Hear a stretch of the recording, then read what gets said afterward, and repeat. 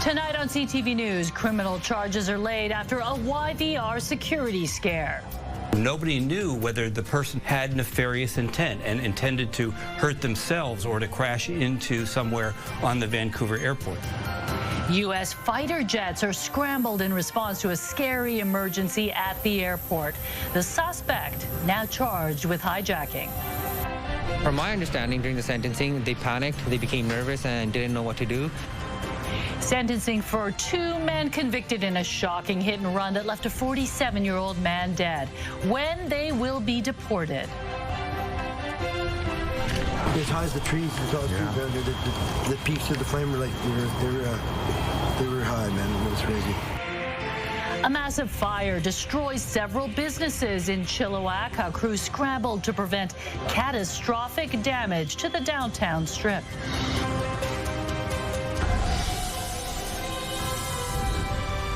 This is CTV News with me, Jung Lee. Good evening. Thanks for joining us. We begin with breaking news. A criminal charge has been laid against a man at the center of a major security scare at Vancouver International Airport. U.S. fighter jets were on their way to the airport yesterday after being alerted to a hijacking. Nobody knew what a man in a stolen Cessna would do next as he circled above YVR without clearance. We're learning new details about the tense sequence of events that all began in Victoria. We have team coverage tonight from Vancouver Island and YVR with new information on the drama that unfolded Tuesday afternoon. We start with Sinjin Alexander. And Sinjin, the suspect has now been charged. Yeah, and we can tell you now, Mijung, he is 39-year-old Shahir Kasim. He's been charged with one count of hijacking and as well terrorism offenses. We know that we're going to show you now a Facebook shot. A man under his name, Shahir Kasim. It indicates that he is a former commercial pilot for Katie Air, that he was a climate author and studied at UVic. Now, this incident at YVR is serious, and it is getting international attention. Surrounded by Mounties, guns drawn, a man is taken into custody. He doesn't appear to resist. Less than an hour earlier, at 12:56 Tuesday, the Cessna he was flying is spotted on radar. Airport sources tell CTV News the suspect had hired a private flight with a pilot from the Victoria Flying Club. Just before takeoff, the suspect produced a knife, and somehow the pilot escaped. Around 13:10, air traffic controllers in Vancouver knew things weren't right. Yeah, there's a little Cessna orbiting the airport, trying to stop everyone from going flying for some reason. Sources tell CTV News the suspect told the tower it was his plan to shut down airspace for 5 hours to protest global warming. He was sticking to a script, repeating it over and over. So Vancouver's first line of duty is to protect any other aircraft coming into the field, which they did. They diverted 9 flights as far away as Calgary and Seattle. I'm just going to let you know that so that you can continue looking out the window. It's a 172, and just in case anything starts heading towards you, you have the ability to move at your discretion. 13:15, seeing the aircraft flying up and down, operations now grounded. All non-essential employees were evacuated from the airport tower. Quite clearly from YVR, you could see a small aircraft circling in the airspace. And CTV News has learned at 13:30, U.S. fighters F-15 Eagle jets were scrambled, and Canada's CF-18s were preparing for takeoff. Vancouver is a major international airport, and so nobody knew whether the person had nefarious intent and intended to hurt themselves or to crash into somewhere on the Vancouver airport. So quite concerning. But just before 2, at 13:45, the suspect brought the plane down safely and was taken into custody. And we're told that at no point, any time, did he threaten anyone. At no point did he threaten anything on the ground or anyone in the air. And when it came time to land the plane, he was cleared, we're told, with air traffic controllers. Mijun. Sinjin Alexander live tonight at YVR. Now to CTV's Rob Buffum in North Saanich, where this wild saga all began with reaction from the Victoria Flying Club. Rob? Hijacking, it has been a busy airport and runway here today, but there is no doubt that the wild events of yesterday afternoon have been all the talk of the flying club. Climb up here. The head of the Victoria Flying Club gets in the exact same kind of plane that was allegedly stolen from the runway here Tuesday under threat. If somebody pulled a knife on you, you could get out of here this way? That's exactly what you would do. He was just landing when the suspect was about to take off and didn't realize what was unfolding, although thought the takeoff was happening slowly. And then Towers would have told him that, get a move on. I taxied it. I didn't know anything was. I just assumed student pilot. The club is remaining tight-lipped while the RCMP continue investigating, although they confirm the man isn't a member.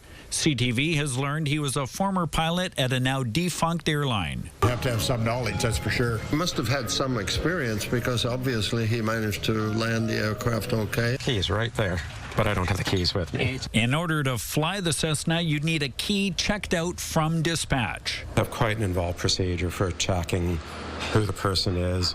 They're still assessing how they could prevent something like this happening again while offering counseling to staff. We're all a little bit surprised would be a mild way of putting it. The bizarre event, something that's never happened here before in the club's nearly 80-year history. So truly a one in a million situation. It's so truly astounding. Completely out of the blue. As far as I'm aware, it never happened anywhere in Canada either. Today, it remains the talk of the club. Fortunate that this guy didn't crash the aircraft into a residential area or airport buildings or something like that. Why he did it? I mean, it seems to me that the ferry fare isn't that high, so... One of many questions here after a wild, unprecedented day.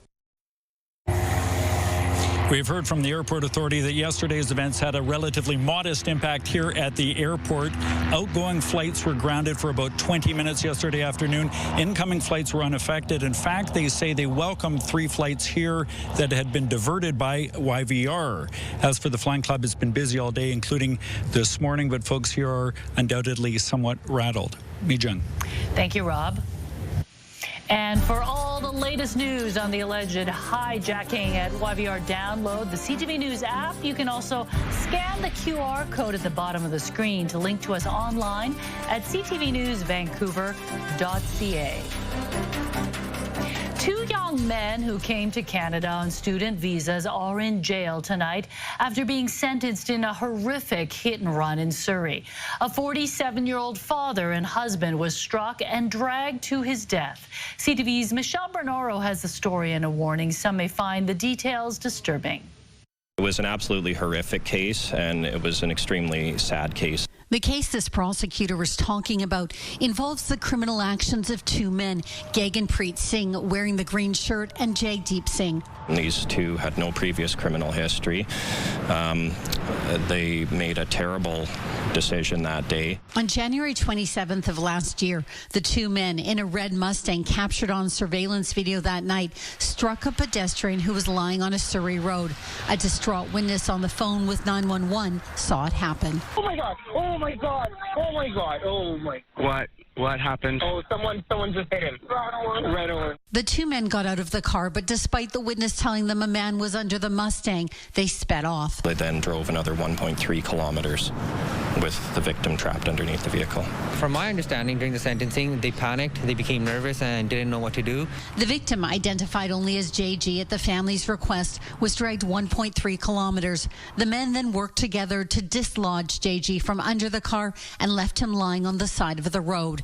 It's not known if JG died immediately when hit or after he was dragged. The victim was well loved by his family, his friends, and members of his First Nation and his community. The men earlier pleaded guilty to 3 charges, including failing to stop after an accident and interference with a dead body. They've been sentenced to 3 years prison. He took full responsibility. He didn't deny or minimize his role in any of this, and he entered a guilty plea at a very early stage. After a sentence was handed down, the men were handcuffed and taken into custody. They're expected to face deportation to India after they serve their time. Michelle Bernoro, CTV News, Surrey. The man who killed a beloved caretaker at Vancouver's Tatlow Park has learned his fate 3.5 years after the gruesome killing that shocked the Kitsilano community. Brent White has been sentenced to life in prison with no chance of parole for 12 years for the second-degree murder of Justice Daniel in December 2021. The 77-year-old was found dead in his home. The court heard White stabbed him more than 40 times. White claimed he acted in self-defense, but the judge rejected that, saying there was no evidence to support that. Daniel's friends called him a kind and gentle man who had welcomed White into his life during a difficult time. An investigation is underway into the cause of a massive overnight fire in downtown Chilliwack. No one was hurt, but multiple businesses were destroyed. And as CTV's Reagan Hasegawa reports, it could have been catastrophic to the downtown strip had it not been for the quick thinking of fire crews. Massive orange flames shoot out of a building on Wellington Avenue near Main Street shortly after midnight.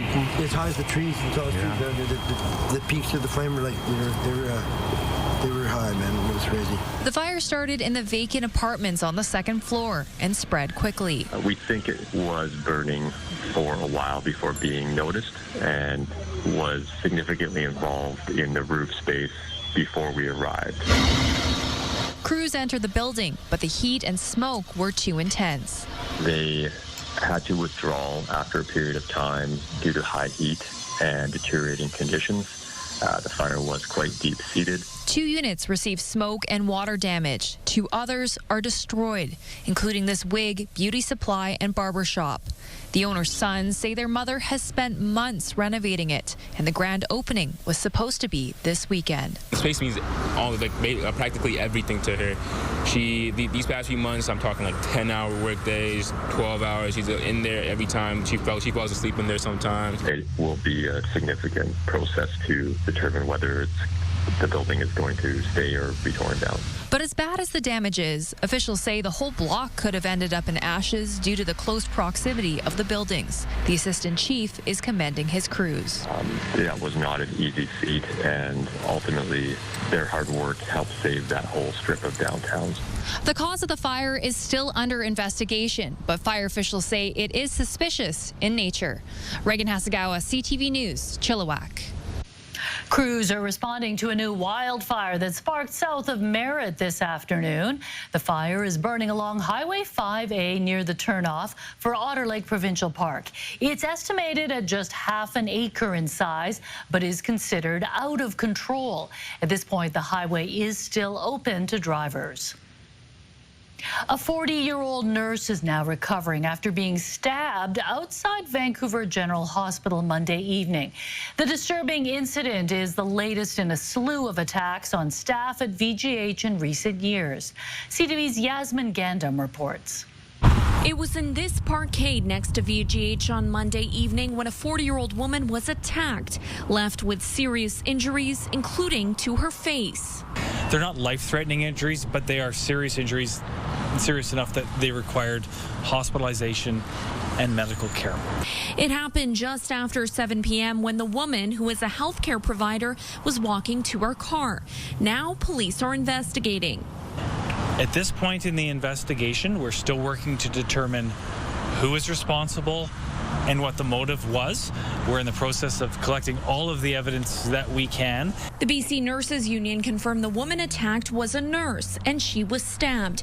The union president says very little information is known at this time. We know that it was a nurse, a BCNU member that was horribly assaulted. My understanding is that she remains in hospital at this time. And, other than that, I can't confirm whether or not this was a random attack or a targeted. Vancouver Coastal Health confirms to CTV News that this is an isolated incident and the safety of their staff remains a top priority. There have been a number of attacks on nurses at VGH in recent years, the latest in March when a nurse was strangled unconscious. Speaking at an unrelated news conference Wednesday, BC's health minister says there is not much known about the incident. We have a lot of questions about this as well, and I understand police investigators investigation is underway. It does sound different than other incidents of violence that we have seen inside hospitals and in healthcare facilities. Osborne says once more details come out, her government will respond accordingly. We want to know what happened and that we can draw more conclusions when we know those details, and it'll be appropriate to do that at that time. It comes as a recent Freedom of Information request by CTV revealed no police or government agencies keep statistics on these assaults or criminal charges that may come from them, something Osborne did not elaborate on when asked. Yasmin Gandim, CTV News, Vancouver. Less than 2 months after the BC government launched a multi-million-dollar campaign aimed at recruiting American healthcare workers, the province is revealing just how many applications they've received. In just 2 months, British Columbia has received nearly 780 job applications from doctors, nurse practitioners, nurses, and allied health professionals across the U.S. The applications span all health regions in BC. Health Minister Josie Osborne also announced that U.S.-trained and certified doctors can now become fully licensed in BC without the need for further assessment, examination, or training. She says based on this program's success, new strategies are underway to further attract internationally trained doctors. A new community policing center is now open in Gastown as the city works to address safety concerns in and around the downtown east side. This CPC will be a place where residents, businesses, service providers, and volunteers come together, offering crime prevention programs, safety patrols, outreach, and support that's tailored to this specific neighborhood. Located on West Hastings near Abbott Street, the Gastown Hastings Crossing CPC will be staffed by volunteers who work in partnership with police. The province put $1 million towards this center, which is the 13th of its kind in the city. A showdown intensifies between a pit bull owner and the township of Langley that wants to put the dog down. Also ahead. Even just like not having to worry about like where you're gonna get some water, it makes a really big difference. Bringing relief to the homeless who struggle to cool down as temperatures soar. When CTV News continues, stay with us.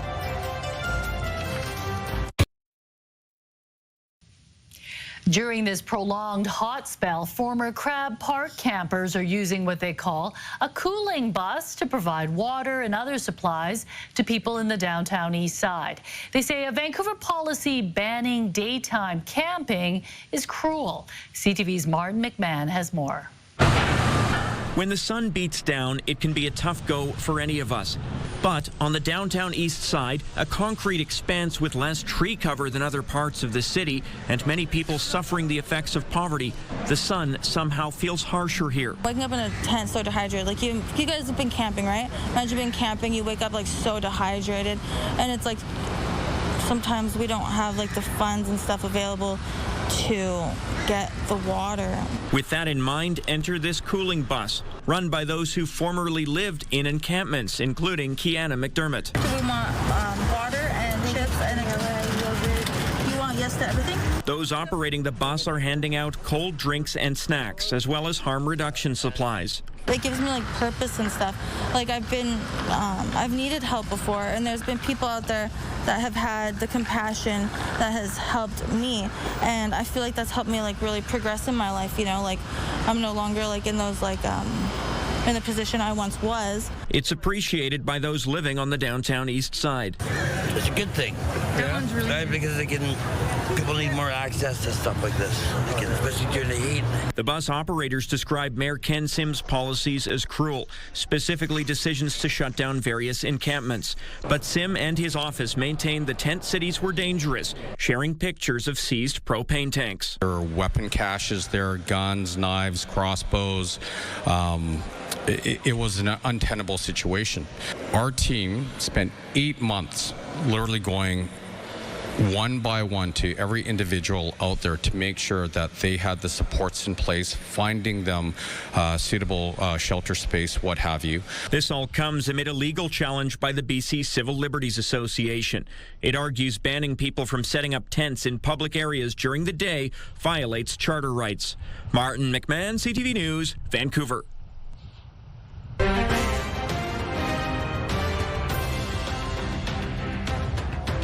To breaking news now, and some changes are coming to the BC NDP cabinet. Premier David Eby will shuffle his cabinet tomorrow.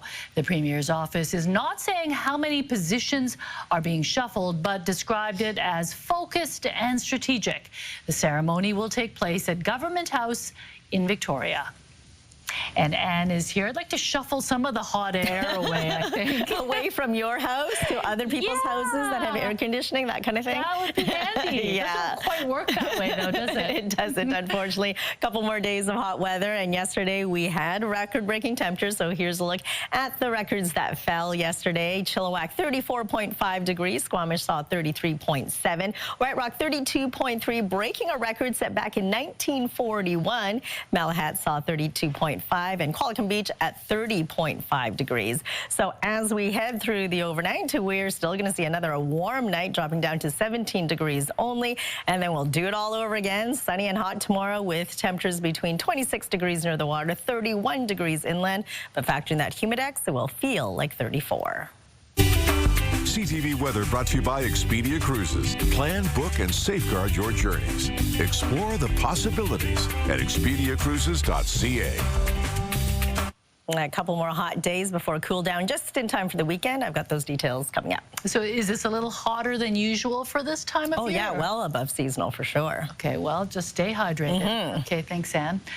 A perfect night for some fresh summer fruit, but is it too warm out there? Coming up, the strange story of the exploding watermelon. And honestly, we just want our dog back, and I won't stop until we do get him back. A legal battle heats up as a family tries to save its pit bull from death row. Now the township of Langley is fighting back with its own campaign. That's ahead.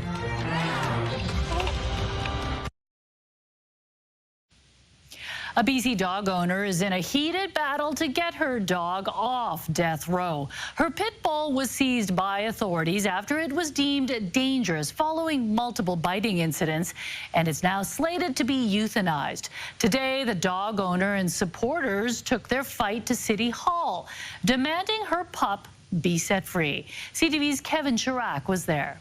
Free Enzo now! Supporters of Enzo the Pit Bull rallied outside Township of Langley City Hall. Honestly, we just want our dog back, and I won't stop until we do get him back because I know my family was wronged. Enzo was seized by animal bylaw last year following a second biting incident involving a contractor hired to build a dog fence. Hare claims the contractor arrived unannounced and that it was her family's other pit bull, one with no biting history, who bit the man. She insists Enzo was not responsible. Enzo has been held at the Langley Animal Protection Society, or LAPS, ever since and is now facing euthanization.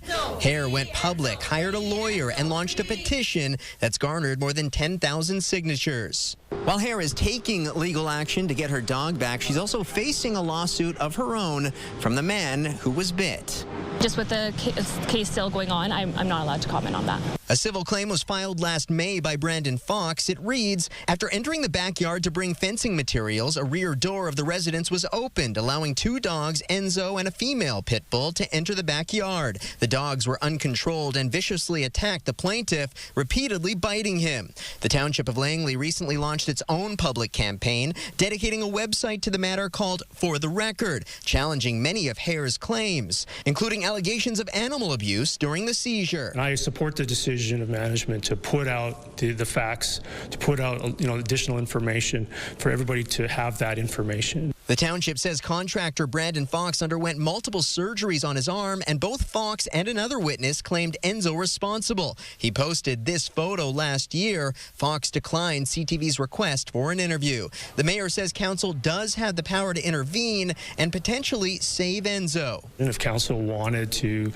change direction and give legal direction to staff, it would have the option to do that. That would be subject to legal advice and a healthy debate about what future liability liability that may put the township in. The mayor is keeping his personal opinion to himself, but expects a court decision on Enzo's fate by September. Free Enzo! Free Kevin Chirac, CTV News, Township of Langley. Enzo! Free Enzo! Now to an update on a story some viewers might find disturbing. We're learning a plan was in the works to relocate a grizzly bear that was shot dead on Texada Island earlier this week. The Grizzly Bear Foundation says it was working on the plan with the province and local First Nations, but time ran out for the bear named Tex. He swam to the island from Powell River in May and had been relocated before. The Tlamen First Nation says conservation officials had approved a plan to set traps and move Tex to a remote area on the mainland 100 kilometers northeast of Texada. From sunburns to mosquito bites, summer comes with its own unique hazards.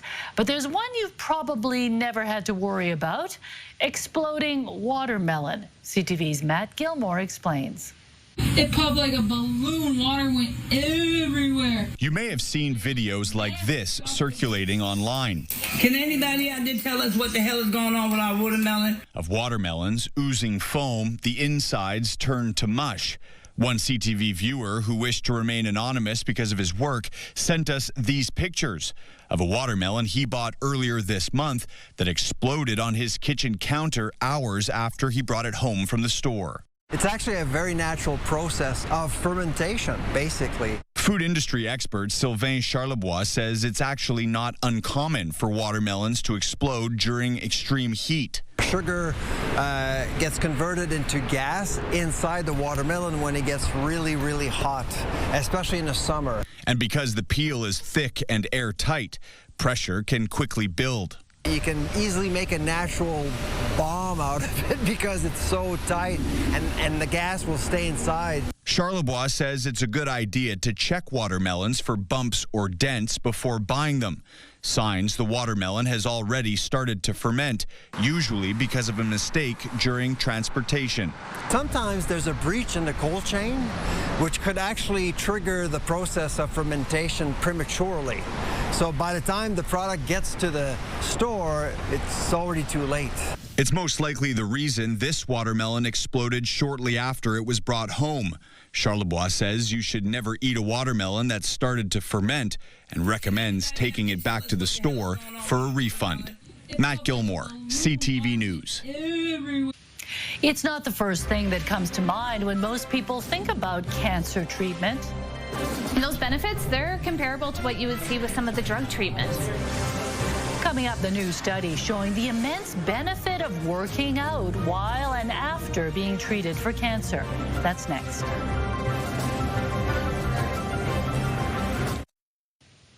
Sometimes the last thing you feel like doing when you're sick is working out.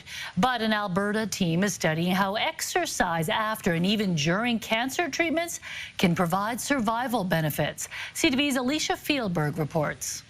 The right trainer can make a big difference for your health, especially if you're dealing with cancer. Oh, a tremendous difference. I was always active, but I never knew what the right thing was to do for my limitations. Research is revealing promising data about exercise programs in oncology treatment, including an 18-year-long study on colon cancer patients from all over the world, recently published in the New England Journal of Medicine. Hard data showing the survival benefits of exercise. And those benefits, they're comparable to what you would see with some of the drug treatments. Validating, but not surprising for the Alberta team who started this program for people with all kinds of cancer. It's not just early stage cancers, right? We're seeing metastatic disease. We're seeing really higher risk cancers like neuro-oncology, brain tumors. Participants range from recent post-cancer to those waiting for or in the middle of treatment. A specially trained team helps tailor exercises for individual needs and abilities. We've had people contact and they'll say, I have a walker. Can I do your program? And I think at first it was like, I don't know. Let's try it out and see.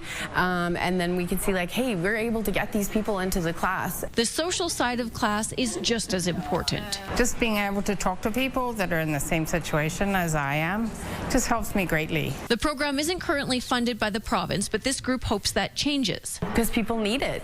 It will help them build confidence, build strength, empower them. All vital for people who have faced a lack of control due to disease. Just keep going. You got to do these programs. You got to live each day and make the most of each day. Alicia Fieldberg, CTV News, Calgary.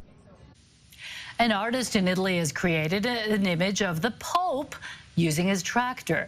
The face of the pontiff was carved out in a field of about 25,000 square meters near Verona. Unlike his other works, Dario Gambarin left the green grass on the Pope's face, making the artwork almost entirely green. Next to the image are the words, "Peace in the World." Gambarin sketched the work on a piece of paper before jumping on his tractor to trace it in the field. Still to come, a ride on the longest, tallest, and fastest launch coaster in Canada. And he swears he didn't do it. Do you feel you set off the alarm? No, I would have heard it. A man gets burned by a false fire alarm and is on the hook for almost $1,700. The story right after the break. The City of Toronto is trying to control costs, and that includes charging fees if the fire department shows up and it's a false alarm. A man just got a bill for almost $1,700, but says he's not the one who set off the alarm. We'll have that right after Anne's forecast. But first, police in the States are sharing dash cam video of their wild encounter with an emu. Officers in Maine were responding to reports of a large bird seen along the roadside when it dashed in front of their cruiser. They were able to safely capture it unharmed and return it to its owner, but not before snapping some pictures for social media. I guess police officers have to be prepared for anything. Yeah, we've seen cows, we've seen zebras, now it's an emu. Yeah, not many. I don't think it's an ideal pet. No. It can, you know, you need a really high fence or something, right? And yeah, a big yard for sure for that big bird, but glad he's safe and sound now. All right, let's take a look at our forecast. It is another hot day out there. The hot spot across the country was Lytton, 35 degrees, not close to the record set back in 1941 at 44.4 degrees. Here's a look at temperatures right now across the lower mainland, 32 in Chilliwack, you're looking at 30s in Pitt Meadows and in Abbotsford, 31 in Surrey. At the Harbour, we're looking at 25 degrees right now. Ridge of high pressure still anchored there for the south coast and southern interior. We do have a line of active weather, some cells pushing its way in with a chance of afternoon thunder showers and through this evening for the Kootenay region. Here's a look at what we can expect heading into tomorrow. As I mentioned, there's a line of thunder showers heading through this evening into tomorrow morning for your early morning commute. Clears up quite nicely, mostly sunny skies pretty much across the province. And then as we head into tomorrow afternoon, chance of some thunder showers for Dease Lake as well as Fort Nelson and Smithers through the afternoon hours. Lots of sunshine in store once again for the central interior. Your provincial forecast at the bottom of your screen. You're looking at a mix of sun and cloud for Port Hardy tomorrow with a high of 20 degrees, warming up to 28s for Campbell River and Comox under blue skies and sunshine. Same story for the South Island from Tofino right down to Victoria with temperatures between 20 and 33 degrees for the Sunshine Coast, warming up to 28. Hotter up the Sea to Sky Highway for Whistler and Squamish with temperatures between 29 and 31 degrees. And for us across the lower mainland, clear and calm and hot once again. 26 degrees near the water, 31 degrees further inland. A touch cooler heading into Friday, temperatures between 22 and 25, and definitely a cool down for the weekend. On Saturday, we'll start off cloudy, clearing up with a high of 20 degrees. Clouds over once again for Sunday with a high of 21. On Monday, back to seasonal temperatures at 22, and then slowly another warm up on the way. Tuesday, mostly sunny skies and 23 degrees, and then on Wednesday, we'll see a mix of sun and cloud and a high of 24. CTV weather brought to you by Expedia Cruises for air, land, and sea vacations. So finally, you get a cool down in your house without the air conditioning. Oh, that would be nice. It is a bit tricky to sleep when it's this hot. Yeah, but wet socks. That's a good tip. Wet socks? Wet socks, yeah. I don't wear socks to sleep. I know, but now you should because it's hot out. Okay. I'll take that under advisement. Okay, thank you, Anne. Well, it's a costly mistake that could happen in any condo building. One wrong move in the kitchen, and you could trigger a fire alarm and end up with a hefty bill. CTV's Pat Foran has more on one Toronto man who's now on the hook for nearly $1,700 for a nuisance call, but he claims he did nothing wrong. Do you feel you set off the alarm? No, I would have heard it. Mike Westerfeld rents a unit in this Toronto condominium. He says there have been problems in the past with people maliciously pulling fire alarms, causing the fire department to show up with no fire to put out. The building has cameras, smoke detectors, and fire alarms in the hallways. And he says in February he was told the alarm outside his unit went off because he was cooking and smoke filled the hallway. He says he doesn't recall that happening. I know I didn't set the alarm off because it didn't go off. I didn't hear it. And if it would have went off, it rings in the apartment. Westerfeld says his landlord received a bill for $1,680 from the Toronto Fire Department for a nuisance false alarm. It's a bill he'll have to pay. If they said that they seen smoke coming out of my apartment, why did they not come up to the unit to make sure that there was no fire in my unit? Toronto Fire Services says false alarms tie up staff and fire trucks and keep the fire department away from legitimate fire calls. It says the false alarm charges are to make sure the city's resources are being used effectively and efficiently. In a statement, a spokesperson told CTV News, if Toronto Fire Services responds to a false fire alarm, the owner is responsible for paying the fee the city charges for that response. CTV News reached out to management of the building, but we were told they had no comment at this time. Westerfeld says he rarely uses his stove and does not recall cooking anything that resulted in smoke drifting into the hallway. They say I did. I'm saying I didn't. The fees for malicious or false alarms are listed on the City of Toronto's website. The city does have an application for reimbursement of false alarm administration fees. Westerfeld would like to have the charges he's being asked to pay reviewed because he feels he shouldn't have to pay them. I can't afford it. I really can't. Pat Foran, CTV News. Ottawa offended how the Buffalo Sabres have people in the nation's capital talking hockey at the hottest time of the year, plus the wind phone. Adam finds out why a mysterious phone is proving to be so meaningful for a man who happened upon it. Coming up on the Sawatsky Sign-Off. Right now, here's a preview of CTV Morning Live. Well, you have probably been noticing more e-scooters and e-bikes on the road as people embrace a new way to get around. Wednesday on CTV Morning Live, we're taking a closer look at how BC is handling safety regulations as a new report highlights the Canadian approach. And he is running a marathon a day, every day for a week. We'll meet the BC man traveling 300 kilometers on foot for a cause near to his heart. We'll see you in the morning.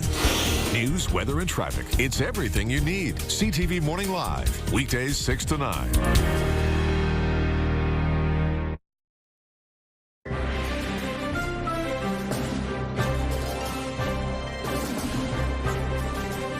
Excitement is already building for the upcoming NHL season with the full schedule released today.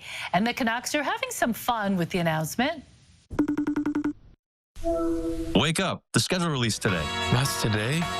Home opening. The Canucks teamed up with Vancouver rapper BB No Money to reveal this year's matchups, starting with the home opener against the Calgary Flames on October 9th. The Canucks host the Habs on October 25th, and the Oilers make their first visit of the season the following day.